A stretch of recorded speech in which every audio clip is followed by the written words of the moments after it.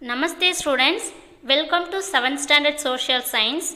Today we are going to see Unit 2 Geography Landforms.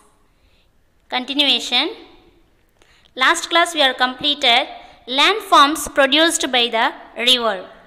And today we are going to see about landforms created by glacial actions and landforms produced by wind actions and landforms formed by sea waves. Now we can move on to the topic. Landforms produced by glacial action. What is meant by glacier? Did you see glacier? பனியாறுகள் அப்படின்னு சொல்லுவாங்க. A large body of ice moving slowly down a slope or valley due to a gravity is called glacier. So due to the gravity, the snow slowly down a slope or a valley place, it's known as the glacier. அதாவது ஐஸ்னா ஆகும் இந்த mountain ரீஜியன்ஸ்லேருந்து கிராவிட்டினால கீழே வரும் இல்லைங்களா, so அந்த பனி ஆறுகளுக்கு பேர் தான் glacier. Now you are understand, I think so. Next, glaciers are grouped into mountain or valley glacier or continental glacier. There are two types of glaciers is there.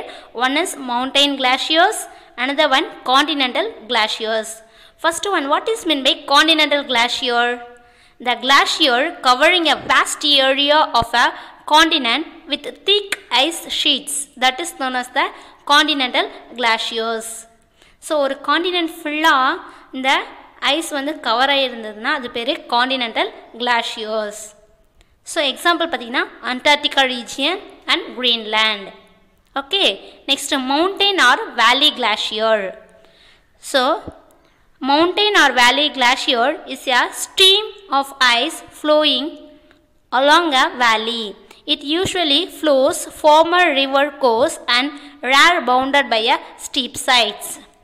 So through the mountain regions, the ice flowing down or slowly down, moving slowly down in a valley region, that is known as the mountain or valley glacier. Okay, here given the example Himalayas and the Alps mountains. So in that places have the mountain or valley glacier. Okay, how many types of glaciers will be there? Two. One is mountain glacier, another one continental glaciers. Okay, now glaciers erode the landscape by leveling soil and stones to expose the solid and rock below. So why we are saying one of the agent, the glacier is one of the agent of gradation. Gradation means leveling of the landforms by erosion, transportation and deposition. So இந்த three process மூலிமா லேண்டை level பண்ணக்கூடிய process தான் gradation அப்படின்னு சொல்கிறாங்க. கிளாஷியர்னால கூட land என்ன ஆகுது, ஒரு சில லேண்டை வந்து லெவல் பண்ணுது அப்படின்னு சொல்கிறாங்க. ஏன்னா இந்த அந்த பனியாறுகள் வந்து வரும்பொழுது அந்த லேண்டெல்லாம் என்ன ஆகுது, லெவல் ஆகுது. ஸோ அதனால் it expose the solid rock from the மவுண்டெயினுடைய சாலிடான ராக்கை வந்து இது எக்ஸ்போஸ் பண்ணும். அது மேலே இருக்கக்கூடிய தின் சாயில் ஸ்டோன்ஸ் எல்லாம் ஆகும், எரோட் ஆகிட்டு போகும். எரோஷன் மீன்ஸ் என்ன, அடிச்சுட்டு போகிறது. ஓகேங்களா, கிளாஷியர்ஸ்னால சாயில்ஸ் ஸ்மால் ஸ்டோன்ஸ் இதெல்லாம் அடிச்சுட்டு போயிட்டு அது உள்ளே இருக்க ராக்கை நமக்கு எப்படி பண்ணும், எக்ஸ்போஸ் பண்ணி காட்டும். ஓகேங்களா, நெக்ஸ்ட்டு கிளாஷியர்னால ஒரு சில ஷேப்ஸ் நமக்கு கிடைக்குது. ஓகேங்களா, ஸோ என்னென்ன மாதிரியான ஸ்டெப் கிடைக்குன்னா cirque, arete, pyramidal peak, U-shaped valley. So இது மாதிரியான ஷேப்பான நமக்கு ராக்ஸ் நமக்கு கிடைக்குது. Cirque, what is mean by cirque? It's a glacial eroded rock basin with a steep side wall and steep head wall. Steep side wall and steep head wall surrounding an armchair shaped depression. So ஒரு கை நாற்காலி போல் ஒரு shape இருக்கக்கூடிய அந்த கிளாஷியருக்கு பேர் சர்க் அப்படின்னு சொல்லிட்டு பேர். சரிங்களா? ஸோ ஒரு பவுல் ஷேப்பில் இருக்கும். ஸ்டீப் சைடு வால், ஒரு செங்குத்தான ஒரு வால் இருக்கும். அண்ட் ஸ்டீப் ஹெட் வால் இருக்கக்கூடிய அந்த ஷேப் பேர் சர்க் அப்படின்னு சொல்கிறாங்க. எங்கே இருக்குது சர்க்? எந்த பிளேஸில் இருக்குது பார்த்தீங்கன்னா, coire Scotland in United Kingdom, kar in Germany. These are the example of cirque in the world.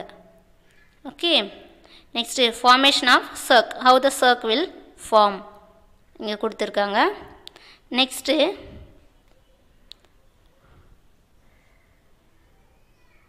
you want to see the cirque picture, how the cirque will be there.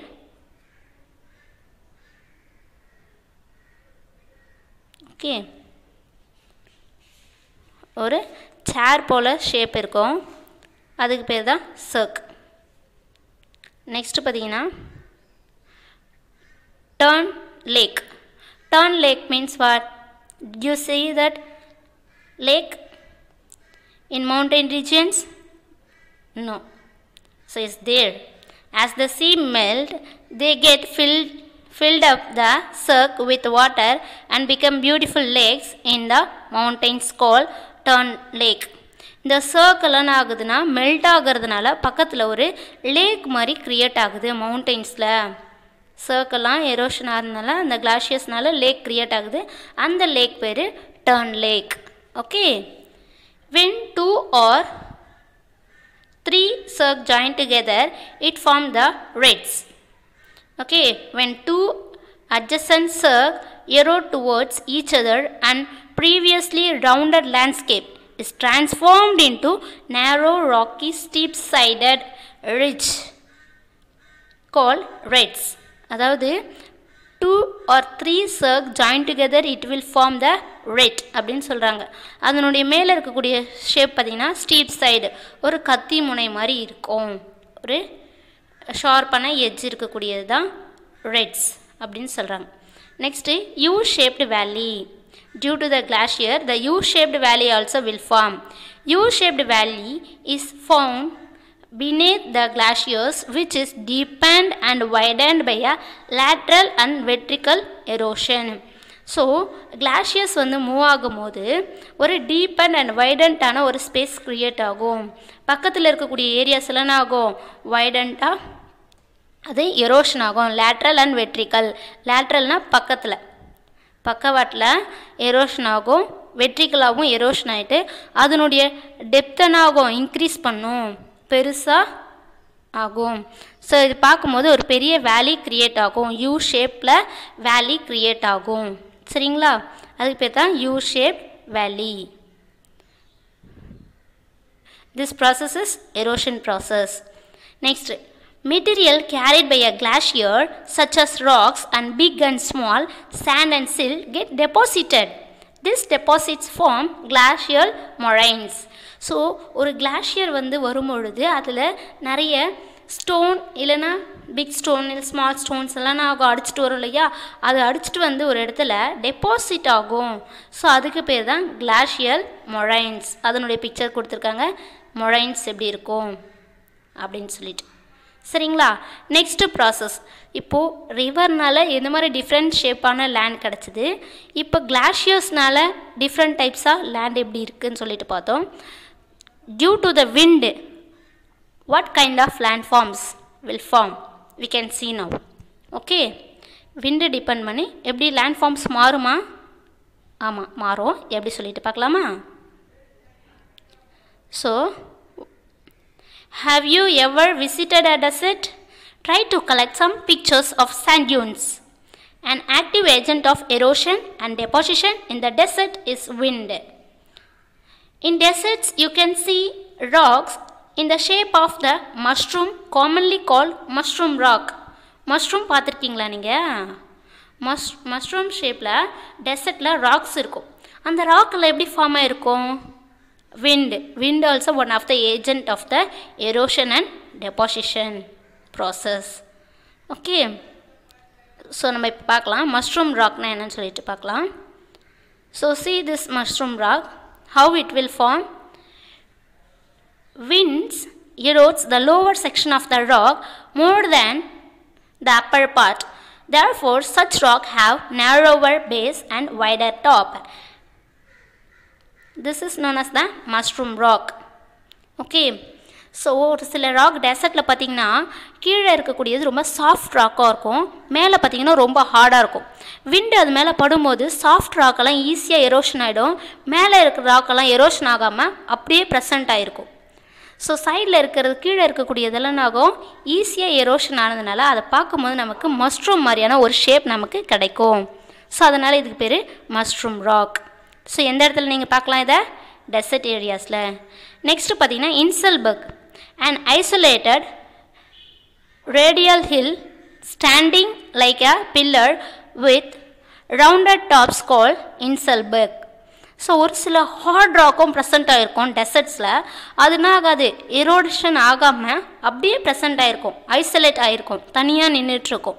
So அதனுடைய top of the position பார்த்திங்கன்னா rounded ஷேப்பில் இருக்கும், அதுக்கு பேர் inselbergs. ஓகேங்களா? So example inselberg in Kalahari desert of South Africa. South ஆஃப்ரிக்காவில் இருக்கக்கூடிய Kalahari desert one of the example of the inselberg. So inselberg picture பாருங்கள். ஸோ மஷ்ரூம் ராக் பார்த்தோம், இன்சல்பர்க் பார்த்தோம். ஸோ இந்த மாதிரியான ராக்கெல்லாம் எப்படி க்ரியேட் ஆகுது? Due to the wind action. Next பார்த்திங்கன்னா பர்கான். பர்கர் நினைக்காதீங்க, பர்கான்ஸ்.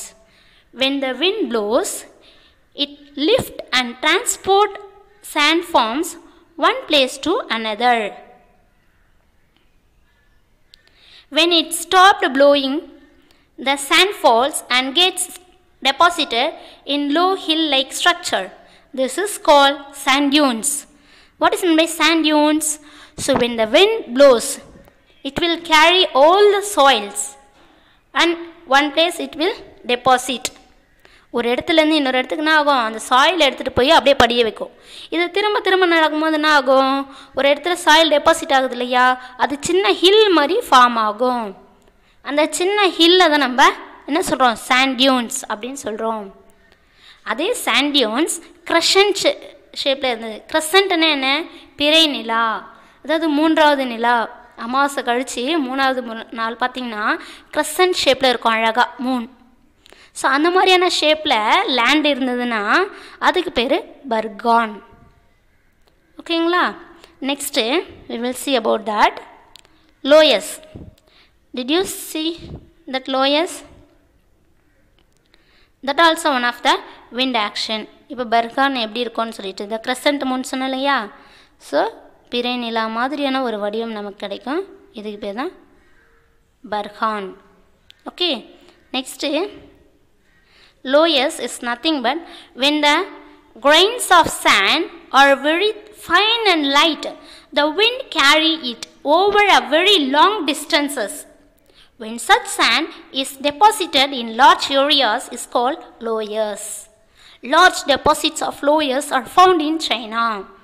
ஸோ என்ன ரொம்ப தின்னாக ஃபைனான சாயிலாக இருக்குன்னா அது என்ன ஆகும், பக்கத்துலேயே டெபாசிட் ஆகாது, அப்படியே கேரி பண்ணி ரொம்ப தூரம் கழித்து அது டெபாசிட் ஆகும். ஓவர் ஏ வெரி லாங் டிஸ்டன்சஸ், ரொம்ப தூரத்தில் அது என்ன ஆகும், டெபாசிட் ஆகும் கேரி பண்ணிவிட்டு. ஸோ அதனால் க்ரியேட் ஆகக்கூடியது தான் இந்த lowers.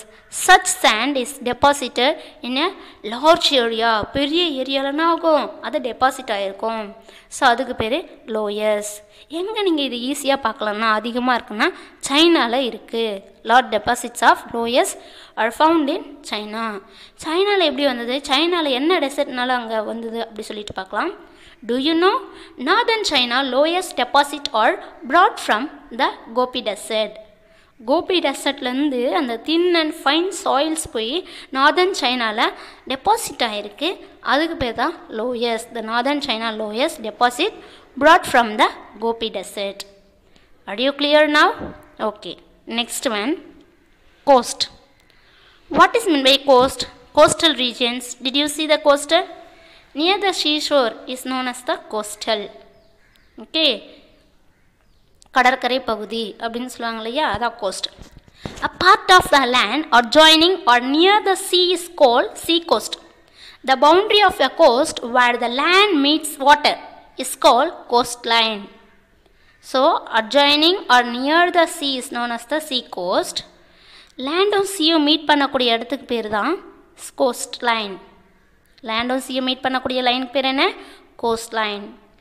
The coastal areas are subject to change due to the wave erosion and wave deposition.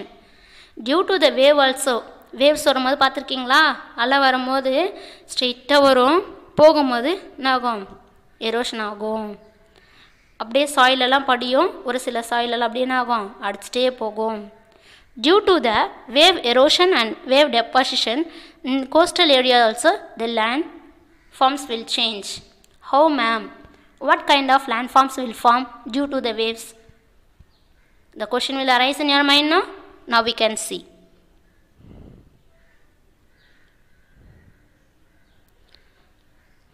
The erosion and the deposition of the sea waves. This is the coastal area. The erosion and deposition of sea waves give rise to coastal landforms. Sea cliff. What is meant by sea cliff? The sea cliffs are steep rock faces formed when the sea waves dash against them. The sea waves continuously strike at the rock. The rock develop. Over a time, they become larger and wider. Thus, hollow-like caves are formed on a rock. They are called sea caves. First one, sea cliff is nothing but near the sea. You can see the rock. See in this picture, sea cliff. sea பக்கத்தில் ஒரு பெரிய rock வந்து ப்ரெசண்ட்டாக இருக்கும். sea waves ஆகும், அது மேலே போயிட்டு படும் பொழுது ரிப்பீட்டடாக continuously it will touch. What will happen? Continuously the sea waves continuously strike at the rock. அப்படின்னா ஆகும், மேலே பட்டுட்டே இருக்கும். ஸோ அந்த மாதிரி படும்பொழுதுனா ஆகும், அதில் இருக்க சாயிலெல்லாம் எரோஷன் ஆக ஆரம்பிக்கும். ஒரு நேராக நின்றுட்டு இருந்த ஒரு பெரிய ராக்கை சும்மா போயிட்டு அந்த வேவ்ஸ் படும்பொழுதுனா ஆகும், கொஞ்சம் கொஞ்சமாக எரோஷன் ஆகும். அது கண்டினியூஸாக பாடும்பொழுது அந்த Halo the caves are formed. அது பார்க்கும்போது ஒரு கேவ்ஸ் மாதிரியான ஒரு ஷேப் நமக்கு க்ரியேட் ஆகும். இப்போ நம்ம கேவ்ஸ் பார்த்தோம். கேவ்ஸ் வந்ததுக்கப்புறமாச்சும் sea waves அமைதியாக இருக்குமா? No, it won't stop. Again it will touch the caves. Caves ஆகும், திரும்ப திரும்ப டச் பண்ணும். As the cavities of the sea caves become bigger and bigger, only the roof of the caves remains, thus forming sea arches. cavities தான் என்ன? குழி. அந்த caves ஆகும், திரும்ப திரும்ப அந்த sea waves படும் பொழுது பெருசாயிட்டே போகும், ஒரு பெரிய குழி வந்துட்டே இருக்கும். திரும்ப திரும்ப பண்ணுறதுனால இப்போ ரிமைனிங் நமக்கு என்ன இருக்குன்னா அந்த ரூஃப் மட்டும்தான் ப்ரெசண்ட் ஆகிருக்கும், ஒரு பெரிய கேவிட்டி உருவாகிருக்கும். அப்போ அது நம்ம பார்க்கும்போது ஒரு ஆர்ச் மாதிரியான ஷேப் கிடைக்கும். ஃபஸ்ட்டு ஸ்ட்ரெயிட்டாக இருந்தது, அப்புறம் கேவாக ஒரு க்ரியேட் ஆச்சு, இப்போது ஆர்ச் மாதிரி நின்றுட்டுருக்கு. Further erosion breaks the roof and only walls are left. This wall like features are called stack. அந்த ஆர்ச்சும் இப்போ விடுறதில்ல, திரும்ப sea waves அந்த ஆர்ச் மேலே படும் பொழுது என்ன ஆகுது? இப்போது அந்த ஸ்டாக் மாதிரி நின்றுட்டுருக்கு, ஒரு செங்குத்தான ஷேப் மட்டும் இருக்கும். So sea stack is nothing but a wall. It's a wall like shape. First அந்த rock, after it caves, after it will form the arch, after the remaining the stack only, the wall like a shape only we can see. That is sea stack. Okay, next we will see about that. What is meant by beach and sandbar? Okay,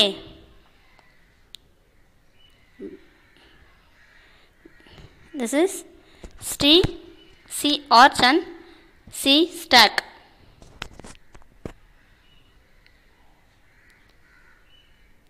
The sea waves deposit sediments of sand and gravel along the shores, forming the beaches.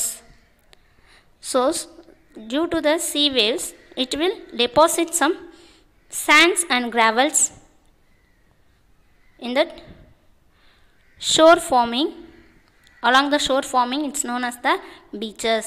நம்ம beach எல்லாம் பார்த்துருப்போம், எப்படி soft rock சாஃப்டான soils எல்லாம் deposit ஆகிருக்கா தான் beaches. Sandbar. Sandbar is an elongated deposition of sand or mud found in the sea almost parallel to the coast. So சீக்கு பேரலாக இருக்கக்கூடிய இந்த coastal regions almost parallel to the coastal areas. So in elongated, that is the main word, elongated, ஒரு பெரிய நீள் வட்ட வடிவமான ஒரு வடிவத்தில் டெபாசிஷன் ஆகியிருக்கக்கூடிய அந்த சாண்ட்ஸ் தான் இங்கே சாண்ட் பார் அப்படின்னு சொல்கிறாங்க. சரிங்களா? So see this beach and sandbar. Okay, year 1 information. Do you know the first longest beach in the world is Miami Beach in Florida, in South Florida in USA. First longest beach is Miami Beach, present in USA. Which is the second longest beach in the world? Yes, Marina Beach is the second longest beach. It is present in Chennai. Okay, next